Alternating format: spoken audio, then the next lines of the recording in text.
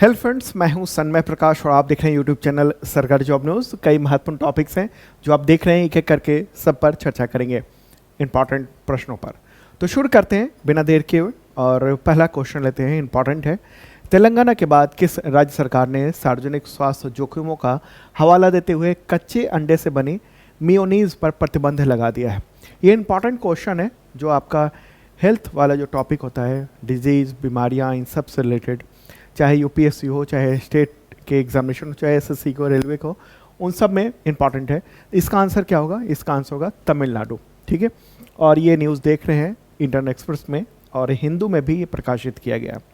तो तमिलनाडु सरकार ने कहा है कि ये सार्वजनिक स्वास्थ्य जोखिम है, तो इस वजह से कच्चे अंडे से बने हुए जो मेयोनीज है उसका निर्माण, वितरण और बिक्री, ये सब कुछ प्रतिबंध लगा दिया गया है। और ये प्रतिबंध अप्रैल से ही लागू हो गया है और 1 साल तक रहेगा। हालांकि बिना अंडे से बना हुआ जो मेयोनीज है ना, उस पर कोई प्रतिबंध नहीं रहेगा। मेयोनीज के बारे में आप तो जानते होंगे, मेयोनीज के बारे में काफ़ी ये पॉपुलर है, लोग बहुत खाते हैं। तो इसमें ये बताया गया है कि जो अंडे से बना हुआ होता है ना, उसमें अंडे की जर्दी होती है, वनस्पति तेल होता है, सिरका होता है, कुछ मसाले होते हैं, वो सब शामिल किए जाते हैं। और मूलतः 3 तत्व होते हैं: तेल, अंडे की जर्दी, नींबू का रस या सिरका। इन सबको मिलाकर इसको बनाया जाता है। और इसकी उत्पत्ति वैसे हुई थी फ्रांस या स्पेन में। हालांकि एग्जैक्ट बात नहीं है, लेकिन ये कहा जाता है कि फ्रांस में, कुछ जो विशेषज्ञ हैं वो कहते हैं स्पेन में उत्पत्ति हुई। लेकिन ये दुनिया भर में आज फास्ट फूड में बहुत ही इंपॉर्टेंट एक घटक हो गया है, इंपॉर्टेंट ये आइटम हो गया है। ठीक है, जैसे सैंडविच, बर्गर, स्प्रेड के रूप में इस्तेमाल किया जाता है, मोमोज के दौरान इस्तेमाल किया जाता है, बहुत ही इंपॉर्टेंट है।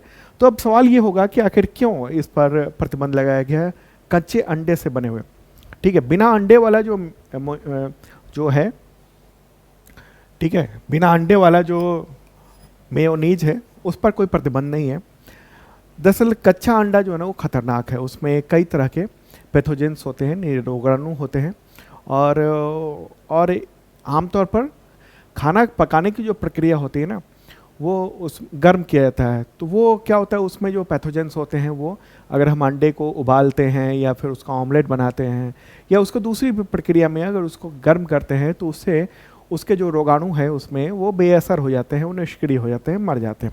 लेकिन मेयोनीज में कच्चे अंडे का इस्तेमाल किया जाता है, तो इस वजह से ये है बात कि वो उसमें जो रोगाणु है, पैथोजेंस हैं, वो सब उसी में रहते हैं और इसमें फूड पॉइजनिंग का खतरा बहुत रहता है। तो फूड पॉइजनिंग के बहुत सारे मामले आए थे इस मेयोनीज की वजह से, कच्चे अंडे वाले में। तो इस वजह से ये इसको जो है ना रोक लगाया गया। क्योंकि भारत में क्या है, गर्मी और ह्यूमिडिटी बहुत ज़्यादा होती है, तो ऐसे में यहाँ पर जो है ना वो खाना जो है ना वो जल्दी ख़राब होता है। ये अगर हम पश्चिम में जाएं, पश्चिमी देशों में, वहाँ चूँकि ठंडक ज़्यादा होती है तो वहाँ चीज़ें उतनी जोखिम भरा नहीं होती है, लेकिन यहाँ बहुत दिक्कत होती है। इस वजह से भी ये प्रतिबंध लगाया गया है। ठीक है, अच्छा, इससे पहले की बात है, कब तेलंगाना ने किया था, पिछले साल की बात है, दिसंबर में, तो उसने भी इस पर बैन लगा दिया था मेयोनीज पर। ठीक है, कच्चे अंडे वाले मेयोनीज पर। चलिए आगे बढ़ते हैं और अगला प्रश्न लेते हैं, लेकिन तमिलनाडु के बारे में जान लें। तमिलनाडु एक बड़ा मैप के जरिए देखते हैं, प्यारा भारत है अपना और यहाँ है तमिलनाडु। ठीक है, और इसके चीफ मिनिस्टर कौन है? M.K. स्टालिन है। ओके, और तेलंगाना जिसने भी प्रतिबंध लगाया हुआ है तो वो यहाँ पर है। ये तो तेलंगाना तो लैंडलॉक्ड है, लेकिन ये लैंडलॉक्ड नहीं है तमिलनाडु। अगला क्वेश्चन लेंगे, तीसरे संयुक्त राष्ट्र महासागर सम्मेलन यानी UNOC 3, उसकी संयुक्त मेजबानी कौन कर रहा है, या कहें संयुक्त मेजबान देश कौन है उसके? आंसर क्या होगा? आंसर होगा इसका फ्रांस और कोस्टा रिका। ठीक है, क्या है? फ्रांस और कोस्टा रिका। और आयोजन कहाँ पर होगा? नीस में होगा। फ्रांस का एक शहर है नीस, वहीं पर यह आयोजन किया जाएगा। तो इस पर इंडियन एक्सप्रेस में काफ़ी डिटेल में एक एडिटोरियल भी छपा है कि ये जो है एक इम्पॉर्टेंट है, जो इवेंट होने वाला है 9 से 13 जून तक होगा 2025 में, अभी नीस फ्रांस में। और आयोजक कौन कौन है? कोस्टा रिका और फ्रांस की सरकार संयुक्त रूप से। इससे पहले की अगर बात करेंगे तो 2022 में लिस्बन में, पुर्तगाल में आयोजित किया गया था। ओके, और उससे पहले आयोजित किया गया था न्यूयॉर्क में, ठीक है, यूएस में, अमेरिका में आयोजित किया गया था। तो ये है तीसरा ये संयुक्त राष्ट्र महासागर सम्मेलन। मुख्य विषय जो अगर हम कहेंगे तो इसका है तेजी से कार्य करना और सभी हितधारकों को समुद्री संरक्षण और सतत उपयोग के लिए जुटना। मतलब मूलतः ये है कि समुद्र की रक्षा कैसे करें, वहाँ जो एनवायरनमेंट है उसकी रक्षा कैसे करें, तो इसी को लेकर ये चीज़ें तय की गई हैं। जैसे SDG 14 है, उसमें जो बातें कही गई हैं, जो समुद्री जो विज्ञान है उसको बेहतर करना, उसका इस्तेमाल करके नीति निर्माण करना, तो ये है। ओके, तो संयुक्त इस सम्मेलन में होगा क्या, संयुक्त राष्ट्र के 193 जो कंट्रीज़ हैं, तो उसके प्रतिनिधि जो है ना वो यहाँ पर समुद्री मुद्दों पर चर्चा करेंगे। और इम्पॉर्टेंट है क्यों, क्योंकि समुद्र की जो भूमिका है वो बहुत ही महत्वपूर्ण है हम लोग के जीवन में। समुद्र पृथ्वी की सतह का लगभग 70% से ज़्यादा भाग घेरता है, जलवायु संतुलन का काम बहुत बड़ा करता है, जैव विविधता वहाँ पर बहुत सारी है, खाद्य सुरक्षा उसकी वजह से है, ठीक है, आर्थिक गतिविधियाँ जो हैं वो उसमें बहुत महत्वपूर्ण भूमिका निभाता है। और चुनौतियाँ बहुत सारी हैं, जैसे जलवायु परिवर्तन, प्रदूषण, समुद्र का जो पारिस्थितिकीय तंत्र है उसमें जो गड़बड़ी आ रही हैं। तो ऐसे में क्या ज़रूरत ये है कि जो समस्याएं हैं उस पर वैश्विक रूप से सहयोग करें और सब कुछ मिलजुल कर काम करें, ठीक है। साइंस जर्नल में जो प्रकाशित है इस न्यूज़ में, इस आर्टिकल में ये बताया गया है कि साइंस जर्नल उसमें एक रिपोर्ट प्रकाशित हुई, उसमें कहा गया है कि हर साल 8 मिलियन टन से अधिक, यानी 80 लाख टन से अधिक प्लास्टिक समुद्र में समा जाता है और उससे वहाँ के जीवन जो है ना वो बर्बाद होता है। अगर भारत की बात करेंगे, इसमें इस महासागर सम्मेलन में भारत भी पहुँचेगा, इम्पॉर्टेंट ये सम्मेलन है। भारत का जो काफ़ी बड़ा हिस्सा है ना वो समुद्र से घिरा हुआ है। कितना है, 11,098 किलोमीटर लंबी तट रेखा है ये, यहाँ से लेकर गुजरात से लेकर यहाँ तक, और इधर ये अंडमान निकोबार में। ओके, 11,098 किलोमीटर की हमने बात की है, ठीक है। और ये पहले कितनी थी, 7,516.6 किलोमीटर थी। दरअसल पहले क्या था ना कि यहाँ से सीधे ऐसे नाप लिया गया था, यहाँ यहाँ यहाँ यहाँ इस तरीके से ऐसे ये देख लिया गया था और ये बताया गया था कि इतनी तट रेखा है। लेकिन पिछले दिनों की बात है जब इस सब एक एक हिस्से में जहाँ जहाँ भी थोड़ी गहराई है, थोड़ी सी ऊंचाई है, एक एक, तो उन सब को नापा गया और उससे पता चला कि हमारी जो समुद्री जो तट रेखा है वो 11,098 किलोमीटर की है और ये काफ़ी महत्वपूर्ण है, ठीक है। तो ये ज़रूरी चीज़ें हैं और ये हमारे जो भारत के पर्यावरण पर बहुत असर डालता है। ओके, और भारत का जो विजन 2030 है उसमें ये भी कहा गया कि जो ब्लू इकॉनमी है, जो नहीं समुद्र से जुड़ी हुई जो हमारी अर्थव्यवस्था है, उसके विकास के लिए हमें समुद्र को बेहतर रखना ज़रूरी है, ठीक है। और समुद्र का जो दोहन है वो हम ढंग से कर सकें, ठीक है। तो ये एक भारत जो है ना इसमें भी शामिल हो रहा है, इंपॉर्टेंट बात ये रहे। चलिए अब आगे बढ़ते हैं और अगला क्वेश्चन लेते हैं। उससे पहले बताऊं कि इसका PDF हिंदी और इंग्लिश दोनों लैंग्वेज में अवेलेबल है, इस वीडियो के डिस्क्रिप्शन में आप चेक कर लेना। और अगर आपने मेंबरशिप प्लान नहीं लिया है तो ले सकते हैं आप, शार्प लर्निंग ऐप है वहाँ से, ठीक है, गूगल प्ले पर मिल जाएगा शार्प लर्निंग ऐप। और इसके ज़रिए 2 तरह के मेंबरशिप प्लान है, जैसे ISPCS मेंबरशिप प्लान है जो कि UPSC और स्टेट PCS इन सब एग्जामिनेशन के लिए जो करंट फोर्स है वो उसकी तैयारी कराई जाती है। और दूसरा है बेसिक मेंबरशिप प्लान जो कि SSC, टीचर, रेलवे इन सब के लेवल का है। और इन सब में क्या मिलता है, आपको पिछले 2 सालों के करंट फोर्स मिलेंगे, अगले 1 साल तक यानी अभी से 365 दिनों तक अपडेट भी मिलता रहेगा, PDF होगा, वीडियो होगा, टेस्ट होगा, टेस्ट सीरीज भी होगा आपके एग्जामिनेशन का, ठीक है। और ये PDF कई तरह के होते हैं, उस वीडियो का लिंक भी होता है जो मैंने बताया विजुअली, वो सब लिंक हर प्रश्न के नीचे आपको मिल जाएगा, वीडियो का लिंक भी, ओके। और PDF weekly, monthly, quarterly, yearly होता है, ओके। और 1 लाइनर, MCQ नोट्स होता है। तो ये सब है और ये काफ़ी इंपॉर्टेंट है आपके एग्जामिनेशन के लिए, आप इसको इस्तेमाल कर सकते हैं। कहाँ पर, शार्प लर्निंग जो ऐप है उसके ज़रिए। इसके अलावा भी कई सारे कोर्सेज चल रहे हैं, हम लोगों ने चला रखे हैं, जैसे BPSC का GS फाउंडेशन बैच 4 चल रहा है ऑलरेडी शानदार ढंग से। यूपीएसआई 2025 उसके डेमो क्लासेस लगातार चल रहे हैं और रेगुलर क्लासेस अगले सप्ताह से शुरू हो जाएंगे। तो तमाम विशेषज्ञ शिक्षक हैं जो आप देख रहे हैं। बिहार सिपाही भर्ती का वो बैच ऑलरेडी चल रहा है बहुत शानदार ढंग से। इंग्लिश का तो काफ़ी कुछ सिलेबस अब कवर भी होने वाला है, ख़त्म भी होने वाला है उसमें, बाकी क्लासेस लगातार चल रही हैं। ग्रुप डी का बैच चल रहा है बहुत शानदार ढंग से, इसमें तो 1 करोड़ से ज़्यादा फॉर्म भरे गए हैं, तो तैयारी पूरी हमारी टीम जो है करवा रही है। ठीक है, देख सकते हैं शार्प लर्निंग ऐप पर। चलें अब आगे बढ़ते हैं और अगला क्वेश्चन होगा, किस पड़ोसी देश ने अप्रैल 2025 में भारतीय विमानों के लिए एयर स्पेस बंद कर दिया, यानी वायु क्षेत्र बंद कर दिया? आंसर क्या होगा? पाकिस्तान।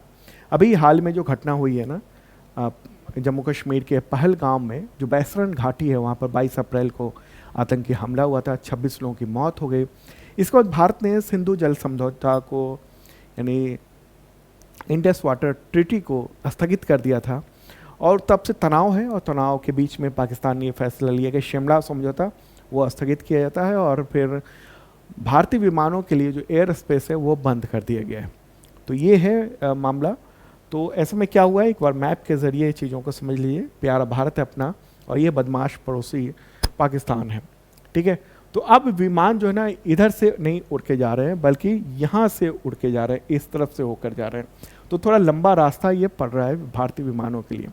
जो भारतीय एयरलाइंस है उन सबको अगर यूरोप जाना है, उत्तरी अमेरिका जाना है और एशिया के कुछ दूसरे हिस्से में जाना है, तो यहाँ से न जाकर, चूँकि अब इधर से जा रहे हैं, तो ऐसे में यहाँ जो क्षेत्र आप देख रहे हैं पाकिस्तान के दक्षिण की ओर, और ये क्या है, अरब सागर, तो वहाँ से गुजरना पड़ रहा है। और ऐसे में जो डिस्टेंस है वो 4 घंटे तक की वृद्धि हो रही है।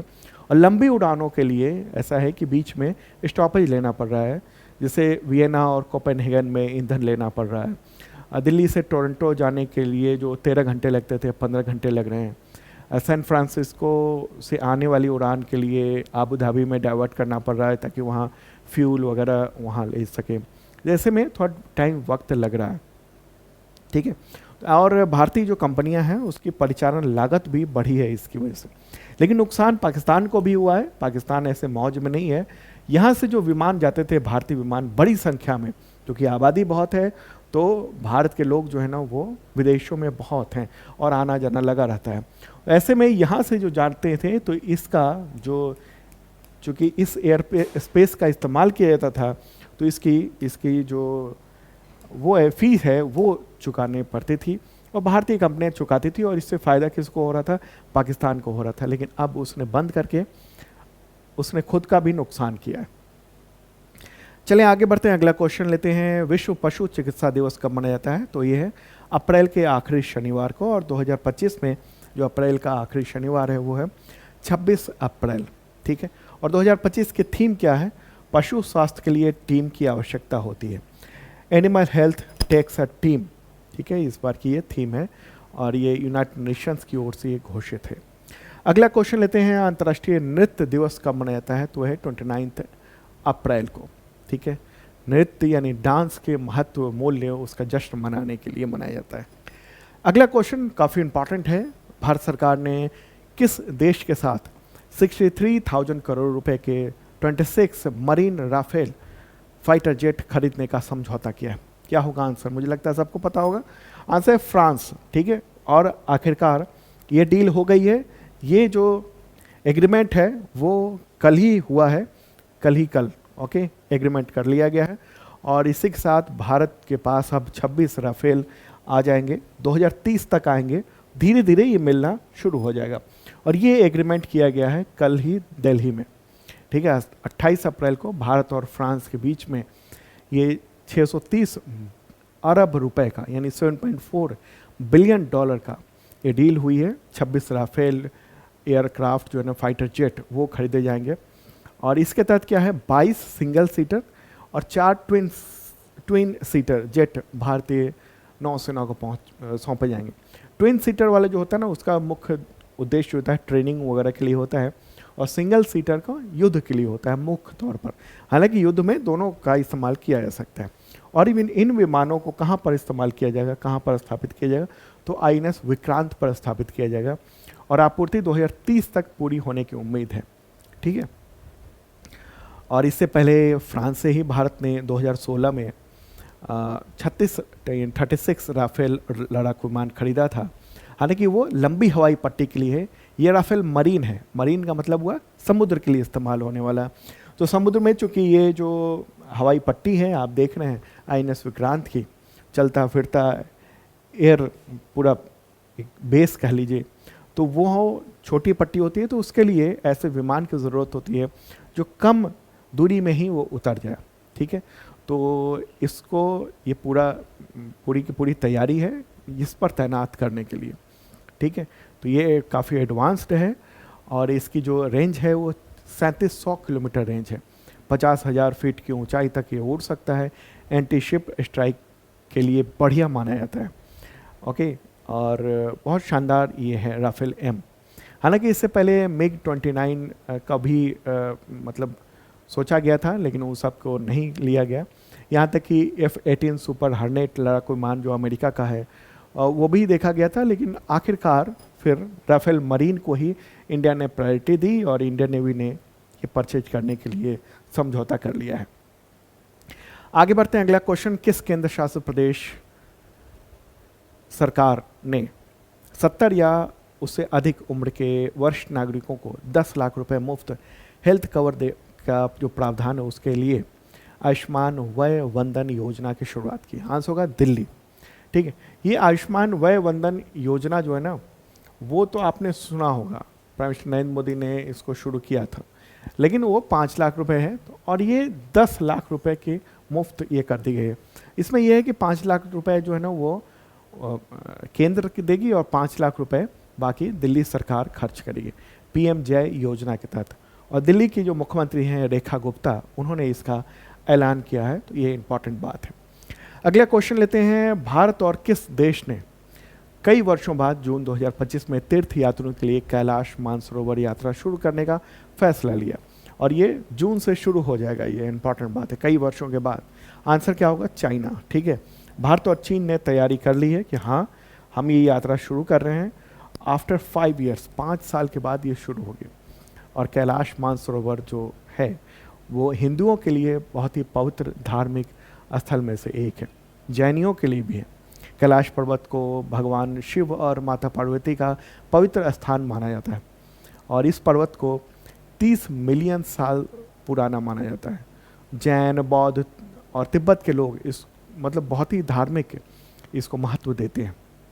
और कैलाश मानसरोवर की यात्रा पर जाना प्रत्येक भारतीय व्यक्ति अगर जाना चाहता है तो उसके लिए वीज़ा की ज़रूरत पड़ती है, क्योंकि कैलाश पर्वत जो है तिब्बत में है और तिब्बत चीन का हिस्सा है। ठीक है, तो ये एक इम्पॉर्टेंट बात है। वैसे ही वहाँ पर जाने के लिए ना 3 रास्ते हैं। एक है उत्तराखंड का लिपुलेख दर्रा मार्ग, उसमें 24 घंटे लगते हैं, यहाँ से भी जा सकते हैं। इस जगह पर है वो कैलाश पर्वत और मानसरोवर जो एक सरोवर है वो भी है। ठीक है, और दूसरा रास्ता है सिक्किम का नाथुला दर्रा है। ओके, एक तो इधर से जाते हैं, दूसरा सिक्किम की ओर से जाते हैं, इस तरफ से जाते हैं, उसमें भी टाइम लगता है। और फिर एक और रास्ता तिब्बत से, वहाँ से भी तिब्बत का है, शिगात्से मार्ग एक है, इधर से ही है सिक्किम से होते हुए और इस तरफ से भी होते हुए, तो वो भी टाइम लगता है, कम टाइम लगता है। तो ये 3 रास्ते हैं मुख्य तौर पर जो आप देख रहे हैं। ठीक है, तो यहाँ पर अब यात्रा शुरू हो गई। कैलाश मानसरोवर एक बार मैं मैप के ज़रिए भी दिखा देना चाहता हूँ। प्यारा भारत है अपना। और अब चलते हैं आगे की ओर। ये उत्तराखंड है, यहाँ से भी देखा जा सकता है। उत्तराखंड में एक खास जगह है, उस जगह से वहाँ से देखा जा सकता है, वो क्षेत्र है और लिपुलेख के आसपास की जगह है। और इस जगह से खड़े होकर ये कैलाश मानसरोवर की दर्शन किए जा सकते हैं वहाँ से। ठीक है, तो ये एक तो जगह ये हो गई। और अगर हम और नज़दीक से देखें इसको, कैलाश पर्वत किस तरीके से दिखता है, तो वो मैं दिखा देना चाहता हूँ। अब आप देखिए, ये तो सरोवर हो गया और ये कैलाश पर्वत हो गया। ठीक है, और ये पर्वत है और धार्मिक रूप से इसकी बहुत मान्यता है। आपके लिए खास तौर पर यह मैप तैयार करवाया जाता है। चलिए अब आगे बढ़ते हैं और अगला प्रश्न लेंगे हम लोग। लता दीनानाथ मंगेशकर पुरस्कार 2025 से किसे सम्मानित किया गया? आंसर होगा कुमार मंगलम बिरला। ठीक है, कुमार मंगलम बिरला, इनको ये अवार्ड दिया गया है, 24 अप्रैल को दिया गया। क्यों दिया गया? तो भारत की जो आर्थिक प्रगति है उसमें दूरदर्शी जो नेतृत्व है उन सब के लिए सम्मान दिया गया। ठीक है, यह अवार्ड जो है ना वो मंगेशकर परिवार और ट्रस्ट के द्वारा दिया जाता है। लता दीनानाथ मंगेशकर पुरस्कार एनुअल है और कुछ मतलब जो जिन लोगों ने राष्ट्र, देश, समाज इन सब के लिए बेहतर योगदान दिया है उनको ये अवार्ड दिया जाता है।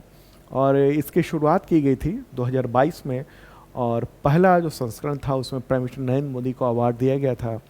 फिर आशा भोसले को दिया गया था ये अवार्ड। ठीक है, अमिताभ बच्चन को भी ये दिया जा चुका है। ओके, अगला क्वेश्चन लेंगे, किस राज्य सरकार ने अप्रैल 2025 में टूरिज्म सिक्योरिटी फोर्स यानी पर्यटन मित्र की स्थापना की? आंसर हो महाराष्ट्र। जो जम्मू कश्मीर में हमला हुआ, आतंकी हमला पर्यटकों पर, उसके बाद महाराष्ट्र सरकार ने ये फैसला किया है कि महाराष्ट्र पर्यटन सुरक्षा बल ये यानी पर्यटन मित्र की स्थापना की जाएगी और राज्य में आने वाले जो पर्यटक हैं उसकी सुरक्षा करना इसके मुख्य काम होगा। ठीक है, तो राज्य के जो पर्यटन मंत्री हैं महाराष्ट्र के शंभूराज देसाई, उन्होंने कहा है कि अभी पायलट प्रोजेक्ट के तहत ये महाबलेश्वर महोत्सव में तैनात किया जाएगा और जो स्थानीय पुलिस है उसमें से कुछ खास जो जवान हैं उनकी तैनाती की जाएगी, आवश्यक ट्रेनिंग वगैरह देकर की जाएगी। ठीक है, तो दोस्तों ये था इंपॉर्टेंट करंट अफेयर्स और बाकी मेंबरशिप प्लान अवेलेबल है आप सबके एग्जामिनेशंस के लिए और कई सारे बैचेज चल रहे हैं। शार्प लर्निंग ऐप पर ये सारे चीज़ें आप देख सकते हैं। ठीक है, अब मिलते हैं नेक्स्ट वीडियो में, बाय।